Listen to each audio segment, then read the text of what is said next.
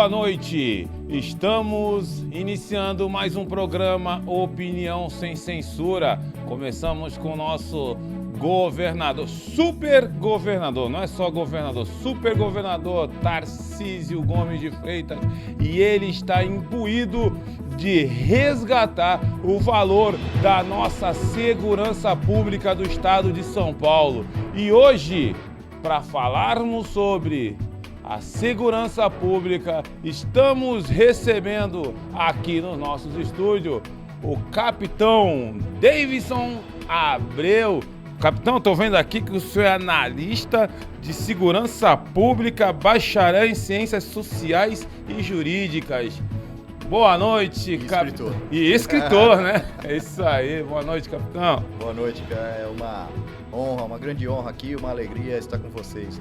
Muito obrigado por participar. E o vereador que está aí na nossa Câmara de Santos, travando a batalha cultural, uma guerra cultural contra tudo e contra todos, o meu amigo Fábio Duarte, que também foi policial por 28 ou 29 anos, Fábio? Março agora, 29. Março agora, 29. Nós fomos da mesma escola. É mesmo, olha só, 29 anos de polícia militar. Exatamente. E vamos... A satisfação estar aqui do lado do capitão David, meu amigo pessoal e um cara respeitado dentro da corporação. É isso aí, falar em corporação, vamos soltar o institucional da corporação para a gente começar?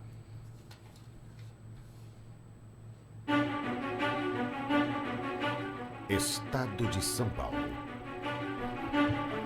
42 milhões de habitantes.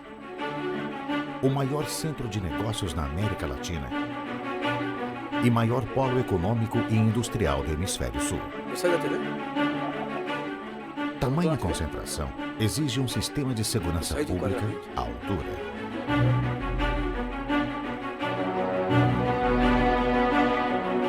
Com o compromisso com a sociedade sempre presente na sua missão de fazer cumprir as leis, combater a criminalidade, preservar a ordem pública, assistindo, acolhendo e amparando as pessoas.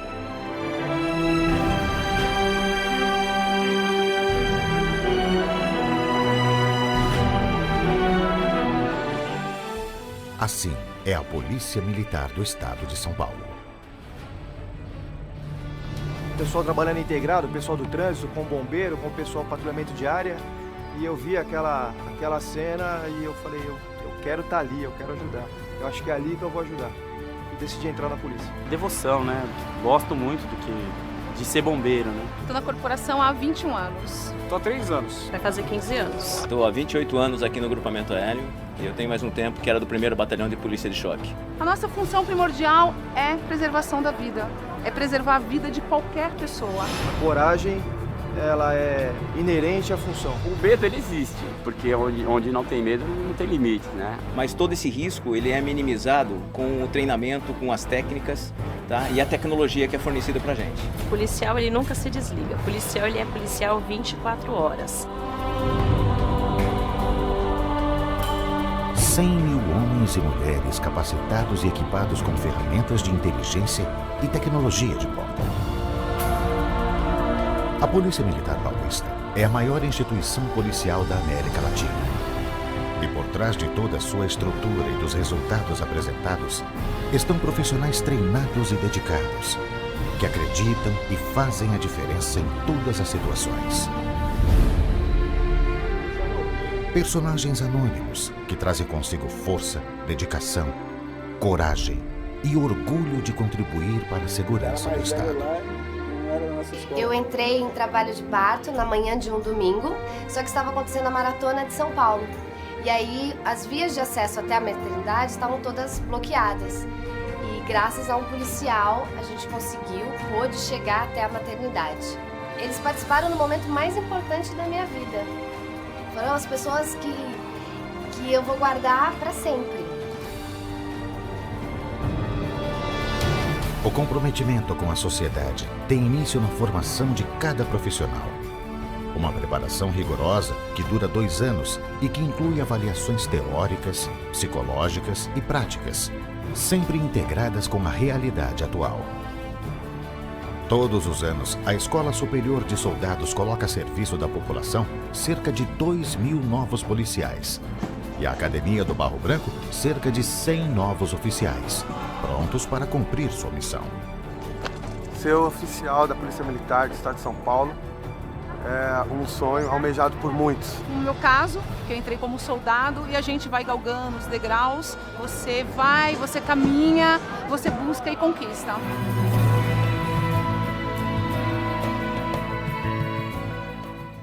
Meus amigos, antes de nós começarmos a falar das pautas, eu quero fazer uma pergunta em particular. O que representa para o senhor capitão a Polícia Militar do Estado de São Paulo? Bom, hoje agora acho que a maior parte da minha vida eu acabei estando na polícia, né? Eu fui a que ajudou a me formar moralmente. São experiências de vida que nós não temos em nenhum lugar. Acho que são poucas as profissões que a gente tem esse tipo de experiência, e é muito peculiar, é uma profissão tão diferente, porque eu conheço pessoas que, inclusive, foram mandadas embora da polícia, foram demitidas da polícia, e elas não falam mal da polícia, elas gostam da polícia, elas em redes sociais defendem a polícia, sim, porque acaba sendo mesmo uma irmandade ali, porque o seu parceiro, você depende, sua vida depende do seu parceiro, e a dele depende de você também, então é uma experiência única na vida. Fábio, no seu 29 anos de Polícia Militar, o que representou para você essa farda, vestir essa farda da nossa gloriosa Polícia Militar? Então, chega um momento da nossa vida que a gente vai ser para sempre policial militar. Você vê, estou de vereador, mas eu vou falar para você o que eu sou policial. É isso aí, muito... eu tenho isso que os senhores falaram sobre a irmandade. Eu tenho amigos que serviram o quartel comigo, né? E logo que saíram do quartel, entraram na polícia. E eles são assim, a Polícia Militar faz parte da vida deles. E eles amam ser policiais. Tem uns que estão até postergando um pouco mais a aposentadoria, porque eles gostam daquilo que faz. Tem um outro amigo meu que ele passou a primeira vez, aí por causa da mordida invertida, ele foi desclassificado. Aí ele fez a operação, fez o tratamento, foi lá e passou novamente. E ele está aí já há uns 4 anos na polícia, porque ele falou assim: Carlão, o meu sonho é vestir a farda. E eu vou falar um negócio para vocês. O soldado Lourenço está nos assistindo, que eu sei. Você olha para a cara dele e fala assim, realmente, ele tem postura, ele mesmo sem farda, tu olha e fala assim, esse cara é polícia, porque ele tem a postura de militar. E dentro das nossas pautas,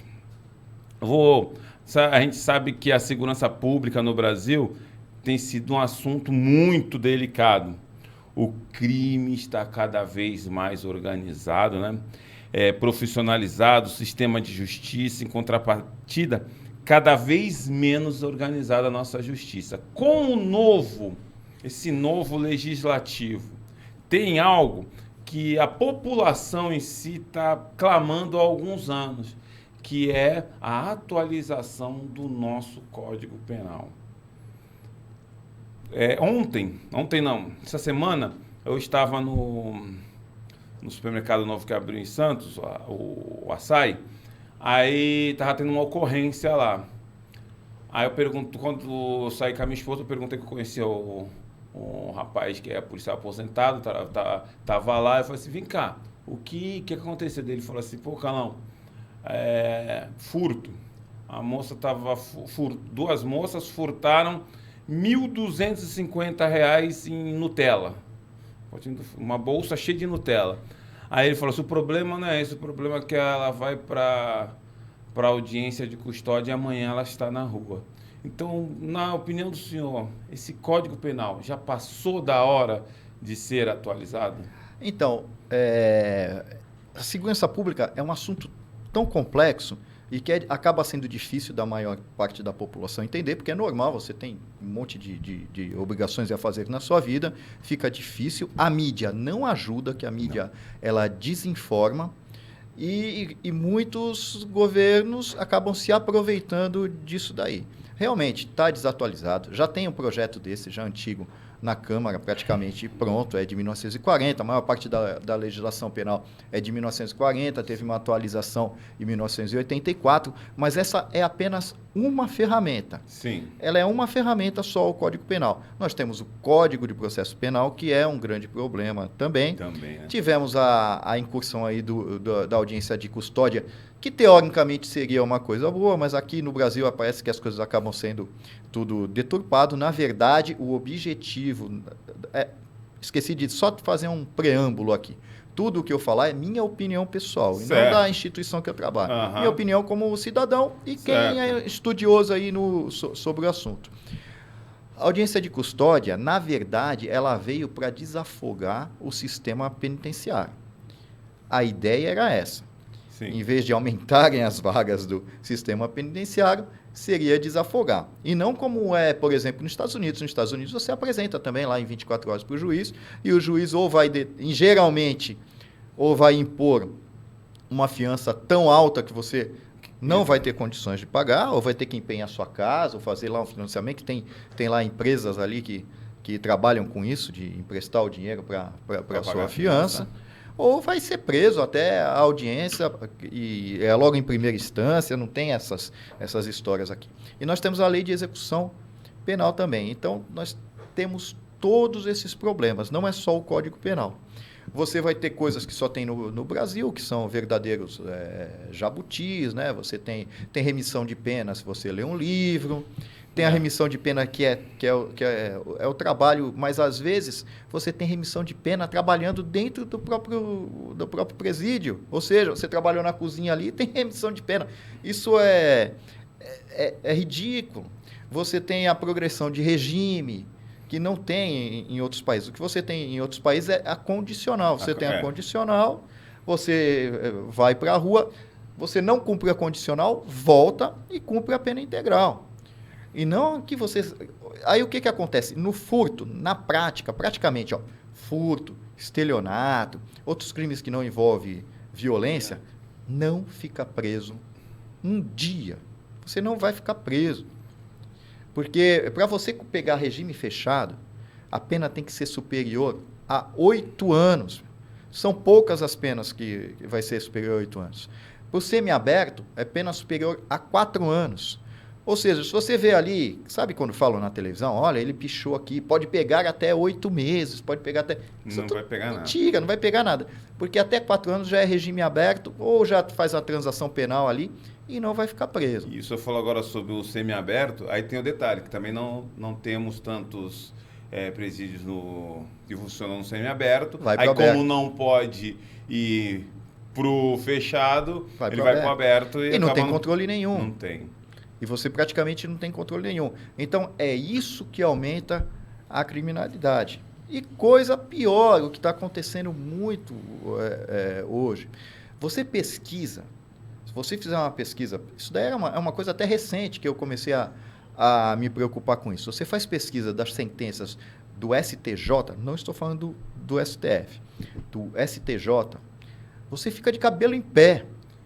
Você fica, principalmente as sentenças ali, são os recursos ou os habeas corpus, no caso de tráfico, mas tráfico assim de 600 quilos, 500 quilos, que você olha ali, aí vão lá em questões técnicas, não, por que ele realizou a abordagem?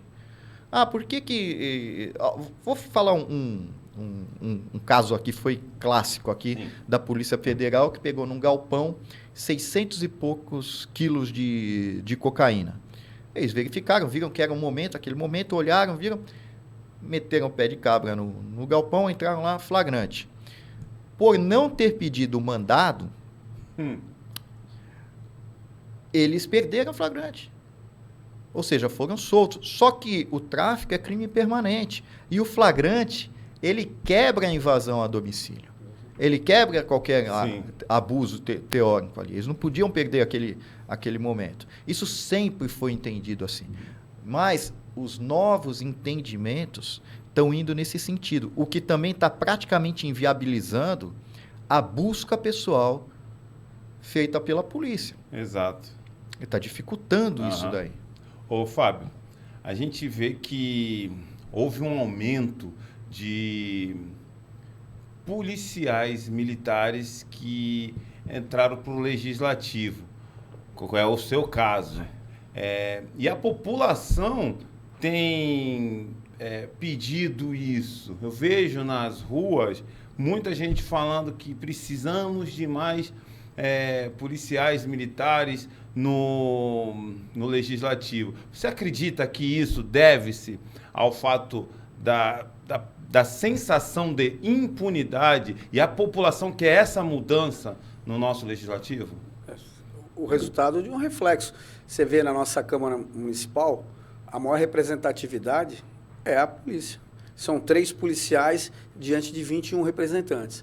Então, a maior classe é a policial.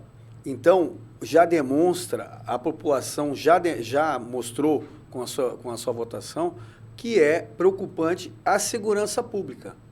Sim. Entendeu? Já demonstra o que eles querem. A segurança pública é um tendão de Aquiles no estado inteiro. É uma das grandes brechas de maus governos sucessivas, más gestões de governos na parte de segurança e que agora vem à tona, né? Sim. E, Fábio, na sua opinião, você teve com o Derrite, né, com o capitão Derrite, como é que você vê a nossa polícia militar daqui para frente? Então, são vários fatores que vão ter que ser feitos.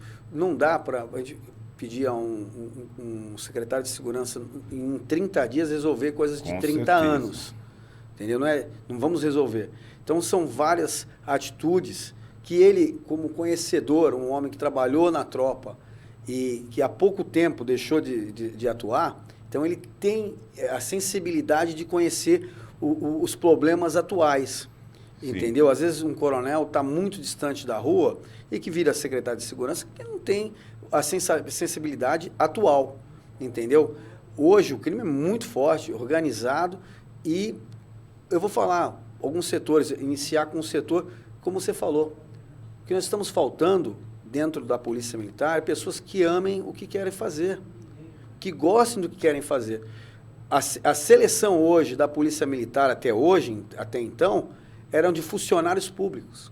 Pessoas que só querem estar aqui para concluir a sua faculdade, esperando como trampolim, esse emprego. Exato. Como trampolim. Aqui precisamos de pessoas que amem o que fazem, entendeu? Entendi. Então, perdemos isso. Mas na própria seleção era esse questionamento que os outros governos queriam. Não queriam ter policiais, e sim funcionários públicos. E agora estamos pagando por isso. A gente até vê por esse vídeo que o governador, né, ele já era uma promessa, nós estivemos acompanhando durante a campanha, né, e ele falava muito sobre isso, sobre o resgate do valor do policial militar.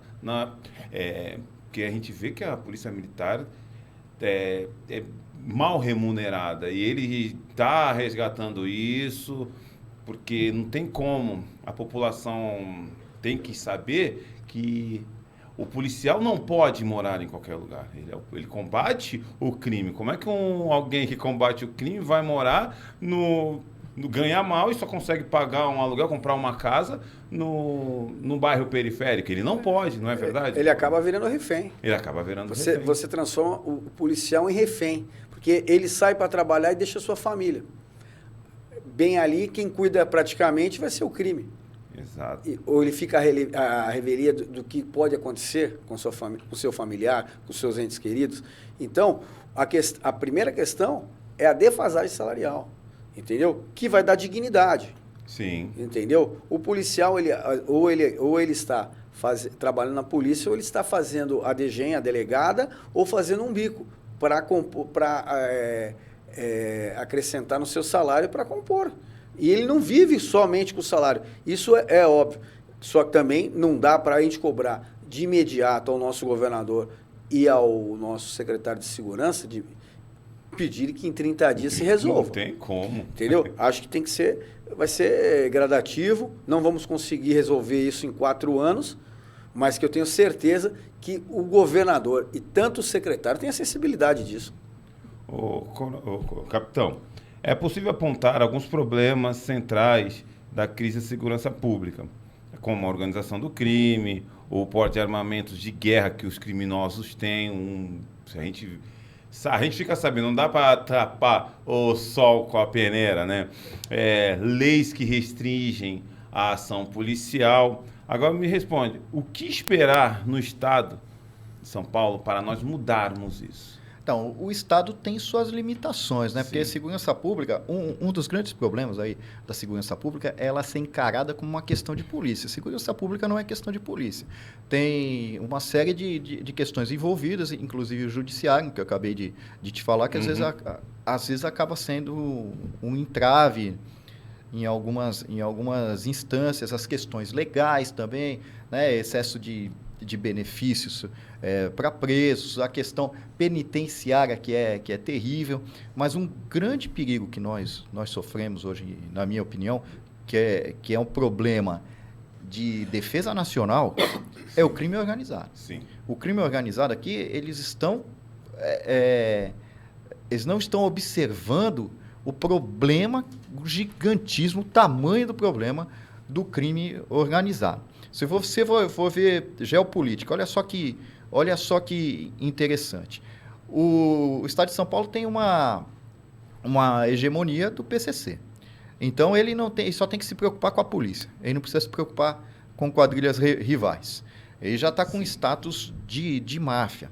Foi de longe, ele superou de longe as outras organizações criminosas e também tem laços com elas. Na América do Sul, nós temos os 3 maiores produtores de cocaína. São narco-estados. Já algumas são ditaduras, né? Narcoditaduras, algumas. Esses países, nem se mudasse o governo, eles conseguem se sustentar sem o tráfico. O tráfico já está tão emprenhado lá que economicamente eles não conseguem. O Paraguai é o 2º maior produtor de maconha da América Latina. Então, nós estamos rodeados de grandes produtores de droga. O Brasil é a maior rota para os Estados Unidos e para a Europa. Quanto mais aumenta a repressão nos Estados Unidos e na Europa, maior aumenta o nosso consumo, que essa droga toda ela não vai embora, Sim. ela fica. E isso aumenta o poder do tráfico. Só que o crime organizado aí não atua só no tráfico. Ele atua em lavagem de dinheiro, com negócios legalizados, posto de gasolina, lava rápido, venda de automóveis. Venda de automóveis, né? Tem vários casos de lavagem de dinheiro. Até em construção civil estão atuando, as áreas que eles dominam. Sim. E tudo mais. É vasto os poderes dele. Só que para manter esse poder, o grande poder e essa enorme quantidade de dinheiro, eles precisam de poder político. Então, eles investem em política também. Eles financiam políticos também. Então, tem essa entrada. Isso daí não é novidade, porque até há muito tempo atrás, o PCC pensou em ter um partido político. Isso daí não foi possível. Sim. E também não vai ser difícil deles tentarem. Eles vão tentar, vão continuar. Obviamente, o Estado tem filtros para isso, mas eles vão tentar entrar na polícia, vão tentar entrar no judiciário. Exato. Eles é o crime organizado. E também o que acontece também nas áreas dominadas pelo crime, não há democracia, você não pode exercer o seu livre direito de voto. Mas o voto é secreto. Amigo, é muito fácil. Primeiro, ser induzido, ser cooptado. Não é só impedindo, obrigando a pessoa a falar quem votou, que você tá destruindo o direito dela. Você impede ali de fazer. Vai o Fábio lá fazer uma propaganda política em alguns cantos. Ele não pode subir lá e fazer. Ou se ele for lá, os caras ficarem na miúda, qual é o morador desses locais que vai ter coragem de botar aqui, vota no Fábio Duarte? Exatamente. Então, faz as contas. Faz umas contas. Nós temos aí 730 mil presos. Só hoje, mas tem uma rotatividade gigantesca. É uma porta giratória ali. Sim. Então, olha quantos nós temos que foram condenados. Soma isso com familiares, soma isso nas áreas dominadas pelo crime, na qual acaba sendo injusta ali, a concorrência é injusta, porque eles vão dominar. E tem lugares que eles fazem mesmo o papel de Estado, que até a ajuda social eles dão mesmo. Exato. A gente, justiça, eles fornecem justiça mesmo. A justiça deles... Não há vácuo no poder. Mas a justiça deles é rápida. Muito. Rápida. Não é muito justa, mas é rápida. E o morador ali tem segurança de chegar ali pro traficante e falar, olha, tal cara ali me assaltou, porque ele sabe que não vai ter revide do assaltante. Ele tem essa segurança. E isso acaba interferindo nas eleições. Sim, é verdade. Ô, Fábio, e você, esse tempo que você está no Legislativo, você tem a época que o Jair estava como presidente, você foi para Brasília e tudo, o que nós que podemos fazer para combater essa guerra cultural? Porque eu tenho falado para as pessoas que não é só colocar, eu chegar lá e falar assim, vou depositar meu voto no Fábio Duarte, porque o Fábio Duarte me representa. Só que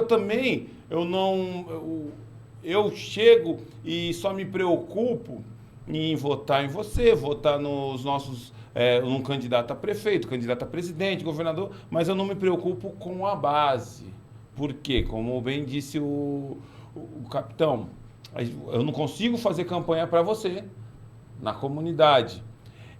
Mas a gente precisa de representantes na comunidade, como conselheiros, como na Associação de Melhoramento dos Bairros, essa parte cultural, essa guerra cultural. Então, Fábio, como nós, cidadãos de bem, podemos combater essa guerra cultural, na sua opinião? Então, eu acho que o cidadão tem que, primeiro, quando ele faz uma opção de voto, é uma escolha de 4 anos. Ele vai querer que um representante. Então, quando ele quer uma representatividade dele, do que ele pensa, ele tem que escolher melhor. Não é possível, numa cidade que teve 60% de votos conservadores num Jair Bolsonaro, ter um representante só conservador na Câmara. Exatamente. Então, eu acredito que o cidadão tem que fazer jogo de meia-culpa.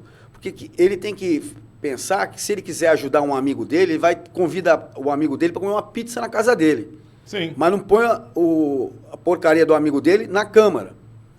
Entendeu? Ele tem que ter, se ele quer uma Câmara conservadora, com preceitos de lutas conservadoras, ele tem que colocar pessoas que representem o conservadorismo lá, e não um amigo colega dele lá, entendeu? Vamos parar de falar, de procurar culpados, se o culpado é o próprio eleitor. Nós vimos essa semana, né, que teve a votação foi o dia do funk, como é que foi? Isso daí passou, né? Passou. Não é que passou. Como é que funciona? Foi um atropelo, né? Um atropelo. Um voto contra. Um voto contra? Só o meu. Só o teu voto contra. O que eu tô falando que o dia do funk não é que o dia de uma música, melodia, né? O que vem atrás do dia do funk. Exatamente. A pessoa tem que entender isso. Entendeu? Que vem o pancadão, que vem Você acha que 95% do morador que reside numa comunidade não suporta o pancadão? Sim, é verdade. Não suporta, porque o cara urina na frente da casa dele, ele vai até às 5, 6 horas da manhã, ele acorda 4, 5 para trabalhar, ele não dormiu. O cidadão não dormiu.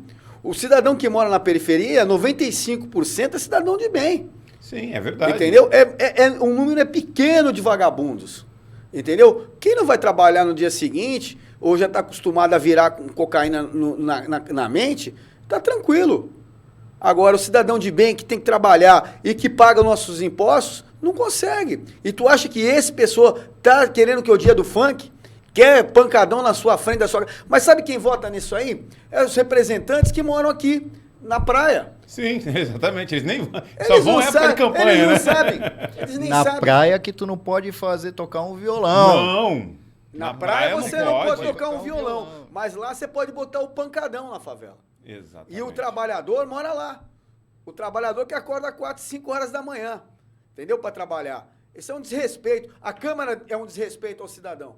Isso que você está falando é a mais pura verdade. Eu tenho amigos tem um amigo meu que ele morava para cá, a situação dele apertou, ele morava aqui no Campo Grande, a situação dele apertou, ele falou assim, eu vou ter que mudar Aí alugou um apartamento ali no Sabuó. Ele falou assim, Carlão, primeiro final de semana eu não conseguia dormir. Começa na sexta-feira, às 18 horas mais ou menos, os caras ligam o som. E vai até a segunda-feira, de manhã. Eu falei, que isso? É um absurdo. Ele falou assim, é insuportável. Parece que o baile funk é na minha sala. Mas é o estímulo de lá mesmo. A representante do bairro lá é a vereadora do PSOL, que Débora Camila, que apresentou o projeto do Dia do Funk. Ela realmente quer que feche. Então, mas o morador de lá não pode ter a representatividade do PSOL, que fomenta o funk dentro da comunidade. Se ele quer dormir, ele tem que votar contra ela lá. Contra ela. Então, nossa população tem que aprender, né, a aprender a votar. Isso é só ninguém entra na política aqui ou vai assumir um cargo político porque passou na frente lá. Porque foi eleito. E quem elegeu foi o povo. E trazendo aqui para a nossa região, né? O que nós podemos fazer? O que pode ser feito, Fábio, para melhorar a segurança pública aqui na nossa região? Porque, vou falar um negócio para ti. A gente que mora lá, o problema do pessoal da periferia é realmente os bailes funks, a criminalidade, que a gente sabe, não tem como tapar o sol com a peneira, é a realidade. E para cá, você não consegue, Fábio. O cidadão tem que andar na praia até as 5 horas da tarde. Após as 5, não tem como andar na praia, porque o que tem de jovens fumando maconha, tá um absurdo. O que fazer para melhorar a segurança pública aqui na nossa região, Fábio? Então, na realidade, a gente estamos falando de âmbito municipal que não pega a segurança pública, que é a polícia. Certo. Nós trabalhamos com guardas municipais, mas eu acho que a ostensividade já inibe bastante. Uhum. Então, um convênio com o município, com o seu estado, juntamente com sua guarda municipal ostensiva preventiva, não escondida em áreas apenas equipamentos da prefeitura, nós temos que botar ostensivo. Nós pusemos os guardas municipais. Tudo bem que a função deles é o cuidar do patrimônio público. Mas a ostensividade deles, eles estarem ostensivos, inibe muita coisa. Sim. Eles são auxiliares e nós trabalhamos em função, a Guarda Municipal pode trabalhar em função do flagrante delito. Entendeu? E ali, roubo, furto, é um flagrante delito. Uso de drogas é um flagrante delito. E que ele vai poder atuar. Então, se ele estiver ali e que iniba a situação, e se ele estiver ali e a que aconteça, ele vai atuar. Então, nós estamos falando que vai acontecer menos. Entendeu? Nós temos que pôr as pessoas funcionando. A Secretaria de Segurança Pública Municipal precisa funcionar. Não adianta gastar 40 milhões em câmeras só se for para guardar as cenas dos roubos.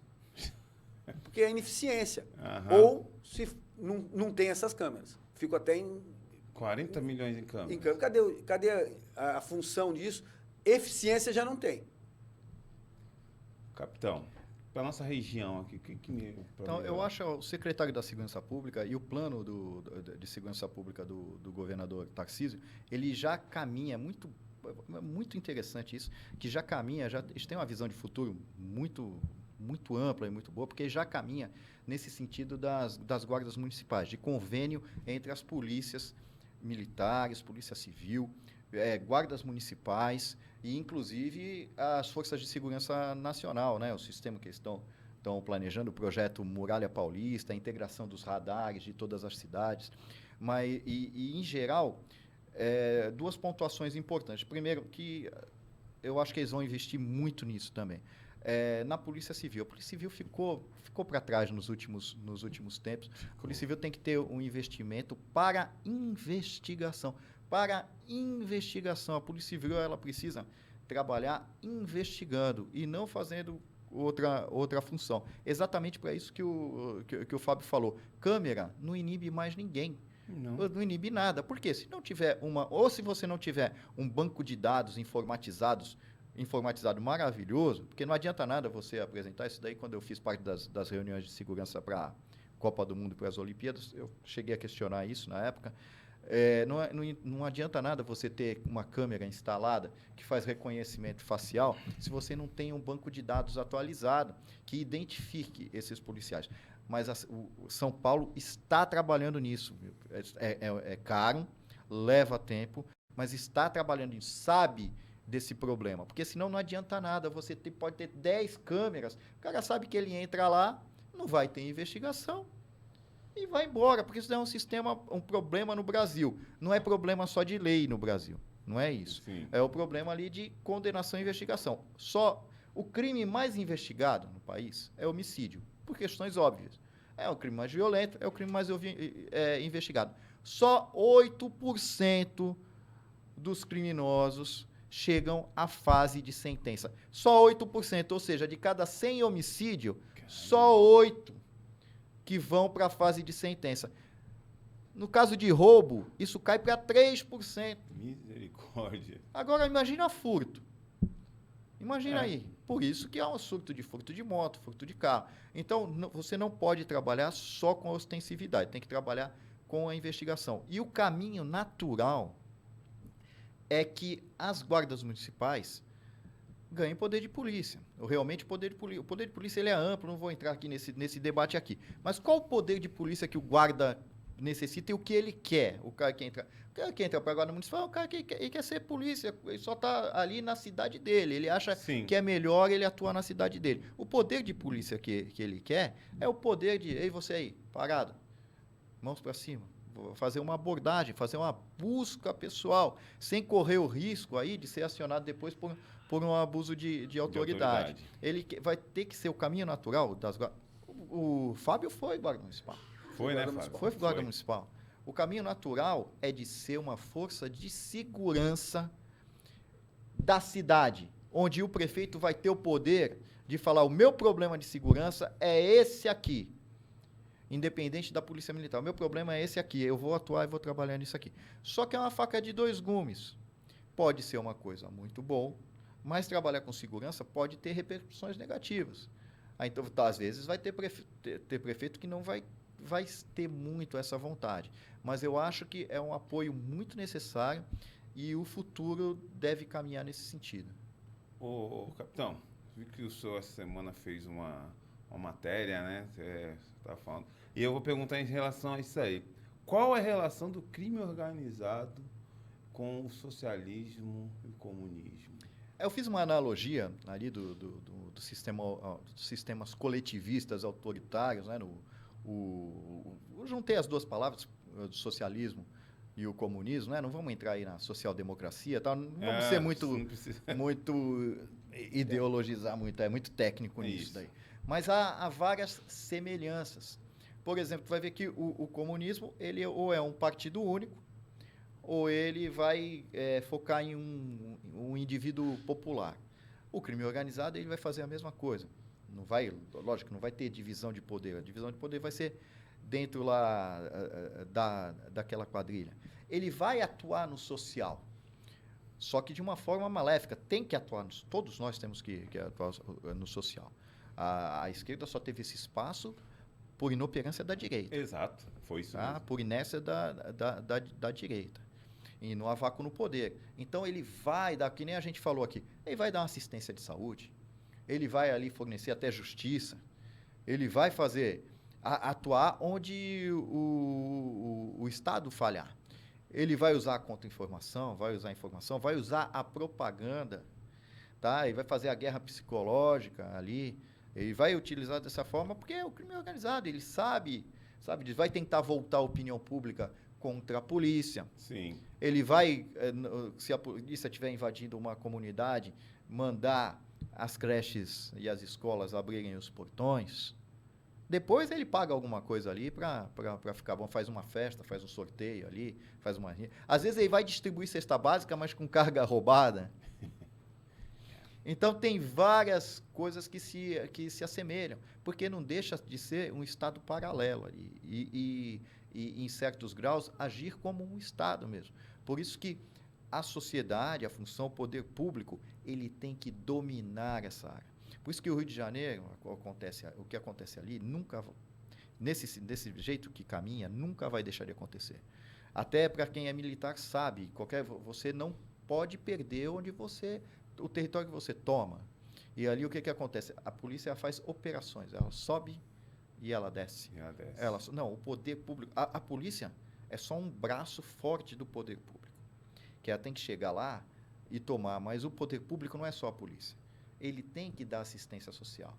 Você tem que pensar ali nos moradores. Por que não ter raiva lá do morador? O morador é uma vítima. O morador está sendo oprimido pelo crime e, vezes, pelo Estado. Você imagina o que é você morar num lugar onde não entra uma viatura. Uma viatura pode ser uma viatura da ambulância, um carro de cadáver. Você tem que levar o parente seu morto num carrinho de mão. Porque a viatura não pode entrar. A viatura não chega, porque você não consegue um auxílio médico, você tem que subir para buscar água e tudo isso.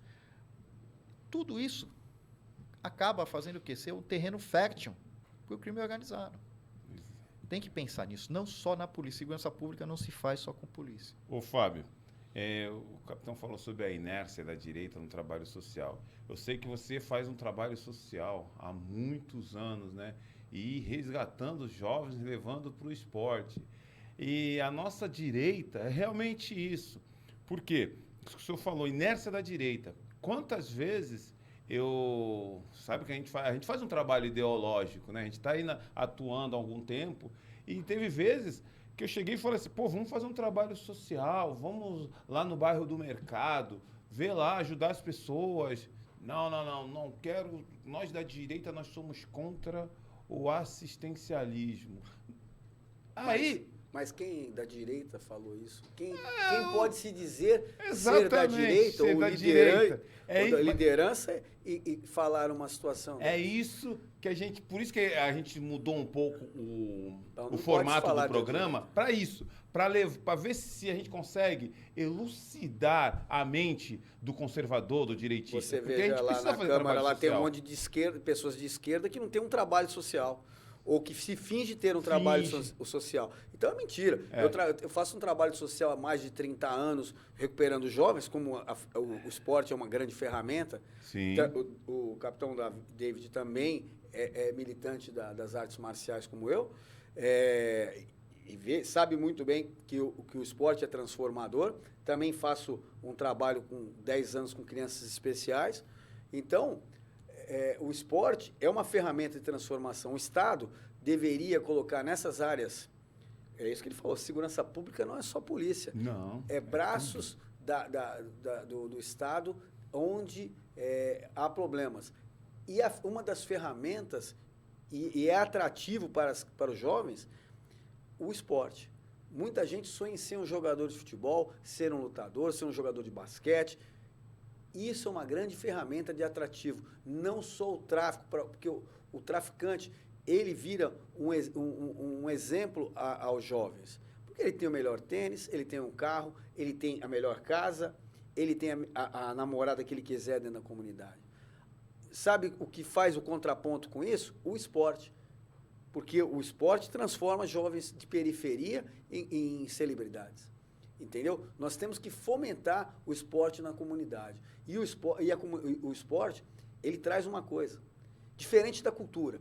Ele traz patriotismo. Sim. Hierarquia. Aprende a ganhar e a perder. Entendeu? Então, eu acho que a gente tem que fomentar muito o esporte na periferia, na comunidade. E tenho certeza que a comunidade vai receber isso de braços abertos. O esporte te levou até para fora do país. É bom falar, porque o jovem que estiver nos assistindo, ele pode se espelhar nisso.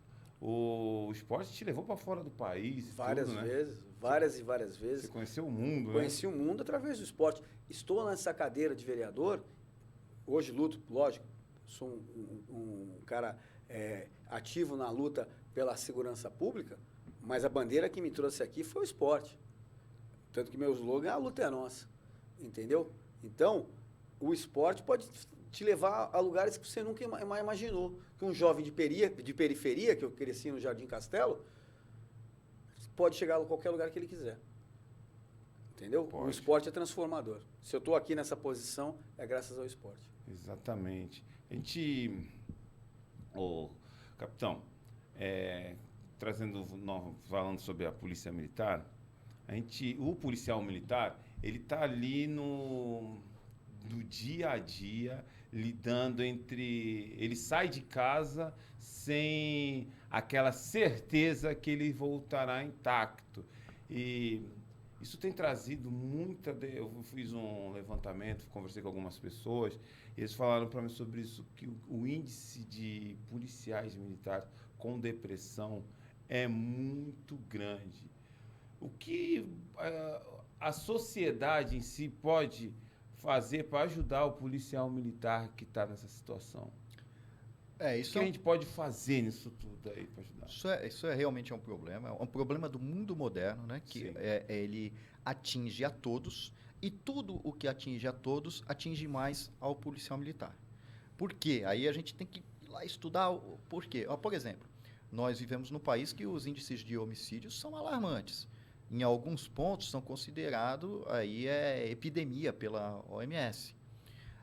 E o policial militar, o policial em geral, o policial militar que acaba mais estando na frente de combate e mais exposto, né, por estar uniformizado, estar fardado. Ele tem 4 vezes mais possibilidade de morrer assassinado do que uma pessoa comum. Isso já é um índice de estresse terrível.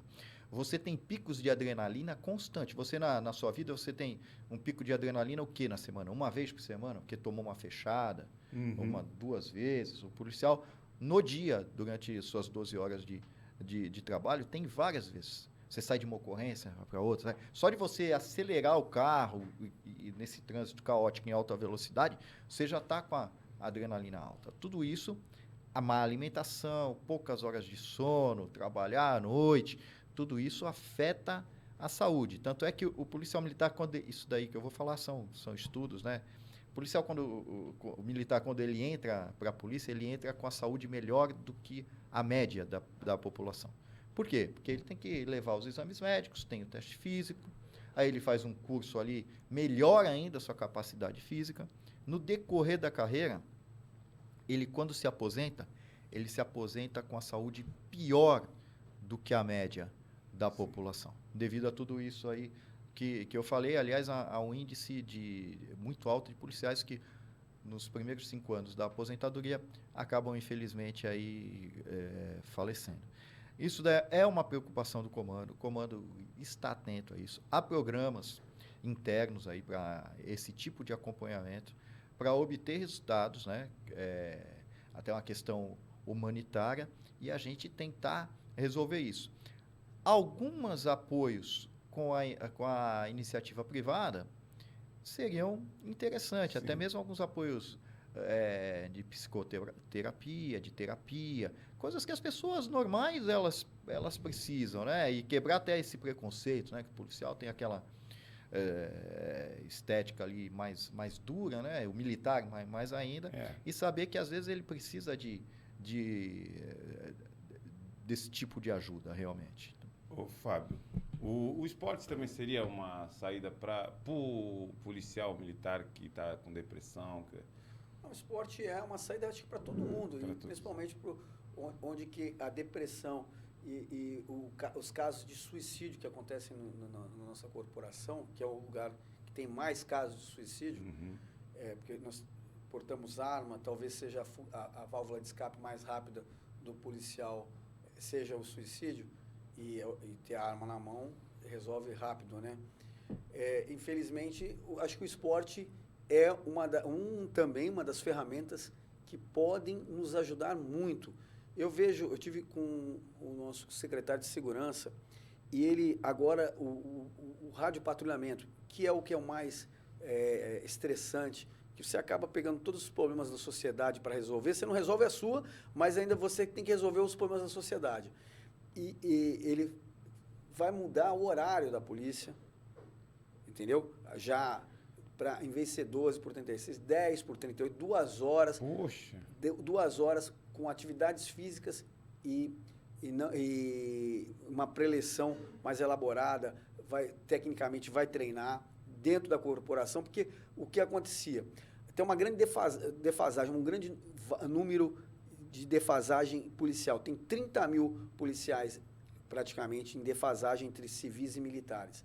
Então, o Estado está com uma defasagem de 30 mil homens. Então, primeiro ato do nosso governador e do nosso secretário de Segurança é completar essa lacuna de 30 mil homens. Isso é ótimo.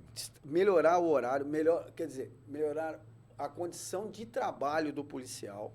Isso vai mudar muito. O policial desestressava, ele chegava já com uma ocorrência pendente. Sim. Entendeu? Ele não tem tempo de se trocar, ele já tem que vai para você atender a ocorrência. Entendi. Entendeu? E para resolver um problema de uma outra pessoa, os baixos salários, também que a corporação está buscando melhores salários, uma defasagem de 30 anos que ninguém se preocupou. O PSDB nunca se preocupou com o salário do policial.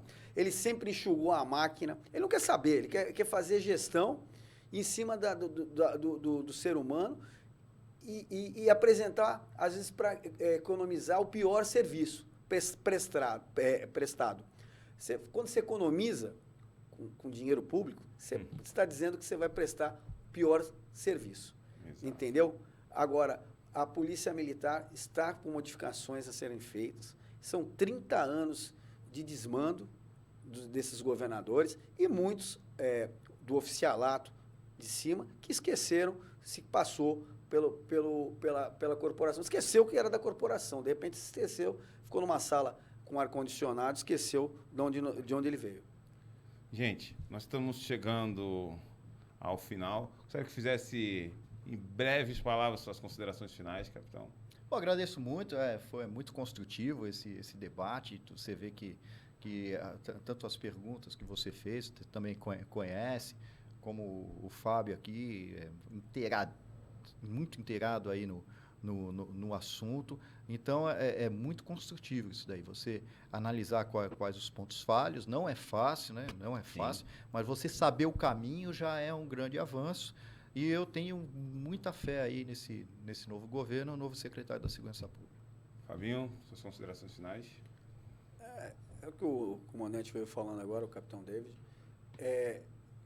Esse novo governo tem um novo olhar. Sim. Tem um novo olhar, entende o problema que tem a segurança pública. Ele não vai fazer gestão pública somente desgastando o funcionário público. Então, ele vai fazer gestão pública entendendo o ser humano. O outro ser humano, o funcionário, que foi esquecido por 30 anos também. Entendeu? Não só a prestação de serviço, e sim as pessoas que prestam serviço. Porque se o nosso governador tratar bem o prestador de serviço, então as coisas irão funcionar muito melhor. Muito obrigado pelos dois participarem do nosso programa. Você que, independente de ideologia, direita ou esquerda, faço votos que você, cidadão, aprenda a votar. Porque se você quer mudança para sua cidade, mudança para o seu estado, mudança para o seu país, você tem que simplesmente aprender a votar. Que Deus abençoe a todos. Semana que vem nós estamos novamente trazendo mais um tema e tenha uma excelente semana.